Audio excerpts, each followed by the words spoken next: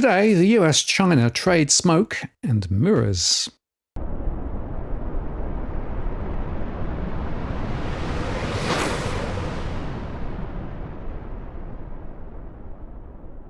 Hi again, it's Martin North from Digital Finance Analytics, where I'm the latest post covering finance and property news. Oh, and by the way, just before I start, I should mention that the show with Harry Dent has been put back a few days due to logistical challenges. Sorry about that, but I'll keep you updated. Now, I remember when I was traveling in Asia some years ago, I had many people tell me about China's ability to think long-term and play for long-term wins. I recalled these conversations this week as 2 days of talks on trade ended in London on Tuesday between the US and China.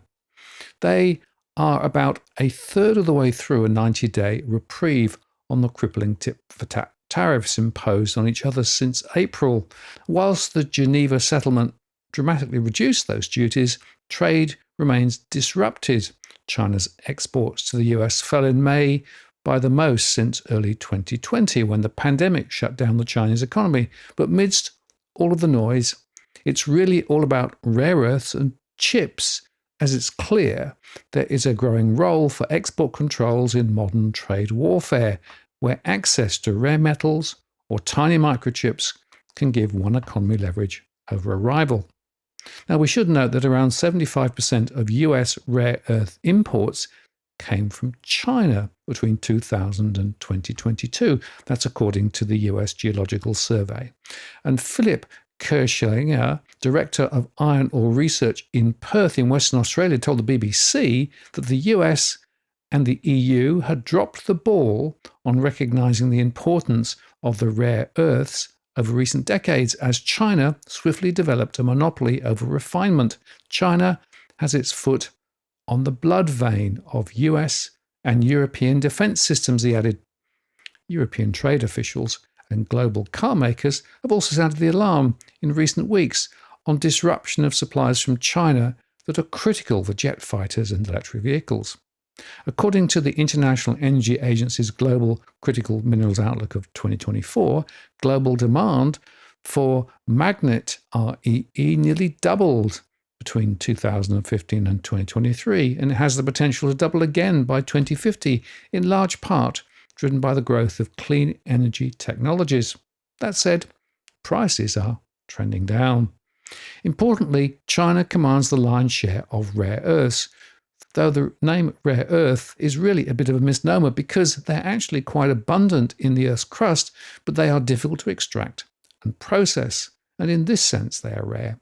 China is the undisputed leader of the critical mineral supply chain, producing about 60% of the world's supply of rare earths and processing almost 90%, which means that it is importing those materials from other countries and processing them, including from Australia.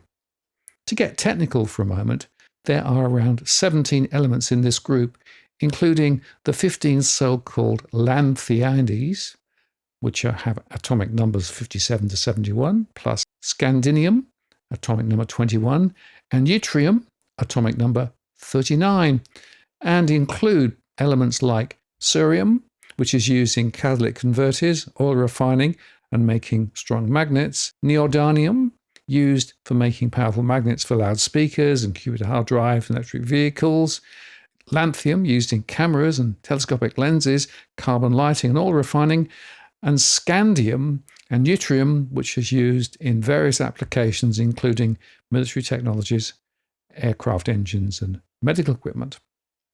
Last month, China temporarily paused export restrictions targeting 28 American companies following that trade truce reached between Washington and Beijing in Switzerland. China continues to block exports from that country of 7 rare earth metals to the US, however, and many of the 28 American companies given a reprieve on dual-use export restrictions are common target of Beijing's sanctions because of their activity in the defence sector. Now, the London meetings came together at short notice after Trump last week spoke to Xi for the first time since taking office to stop spiralling claims that both sides had reneged on the Geneva Accord. US officials accused China of stalling magnet exports, while Trump officials angered Beijing with new controls on chip design software jet engines and student visas. Now, it was a marathon of some 20 hours of negotiations in London, after which US Commerce Secretary Howard Lutnick said the Chinese had pledged to speed up shipments of rare earth metals critical to US auto and defense firms, while Washington would ease some of its own export controls with a plan to revive the flow of sensitive goods, a framework now awaiting the blessing of Donald Trump and Xi Jinping. The US and Chinese delegations will take that proposal back to their respective leaders. That's according to China's chief trade negotiator, who said the discussions were in-depth and candid.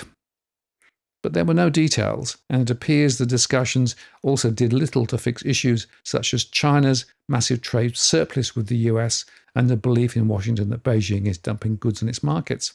This is perhaps why financial markets were hardly moved by the outcome. That spat showcased the growing role of export controls in modern trade warfare, where access to rare metals or tiny microchips can give one economy leverage over a rival. Allowing technology that's critical to Beijing's military advancement to become a bargaining chip would mark a major departure for Washington, which has justified such export controls with national security concerns.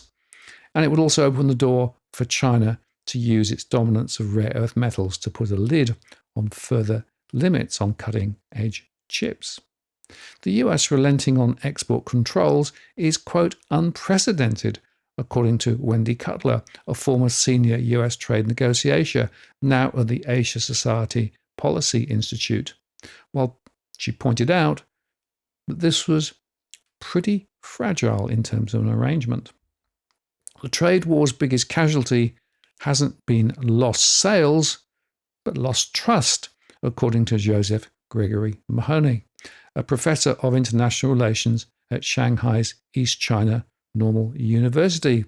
We've heard a lot about agreements on frameworks for talks, he added, but the fundamental issue remains chips versus rare earths. Everything else is a peacock dance. The long game is simply this.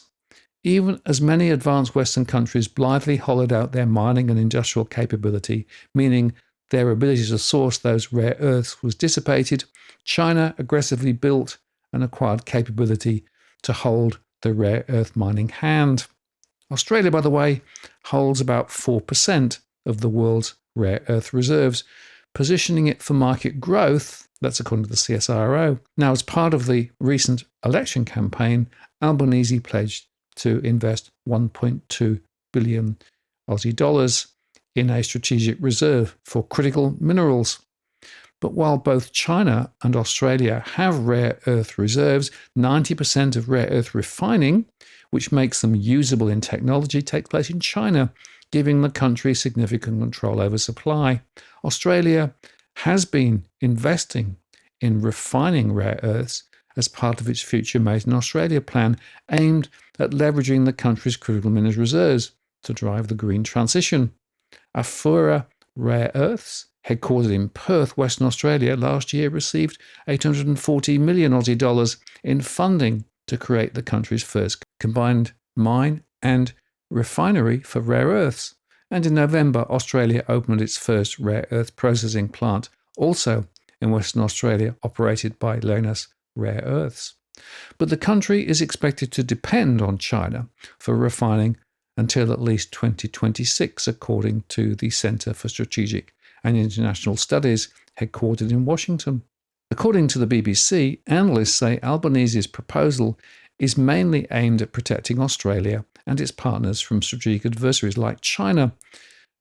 Alicia Garcia Herrero, chief economist for Asia Pacific at Naxos, told the BBC that Albanese's plan was more sophisticated than previous proposals because it included the ability to sell Australia's resources at moments of economic tension. If China imposes export controls, she added, Australia could begin selling more of its mineral reserves to help lower prices on global markets and loosen the control China has had on setting prices. But she said that Australia still cannot completely replace China. If Australia's goal is to serve the West, become more instrumental to the West, especially the US, there are weak spots China can enter. And the most important is refining. So amid the wider noise around the trade issues, rare earths are actually the linchpin. And China holds the aces, at least for now. I'm Martin North from Digital Finance Analytics. Many thanks for watching, and I'll see you again next time.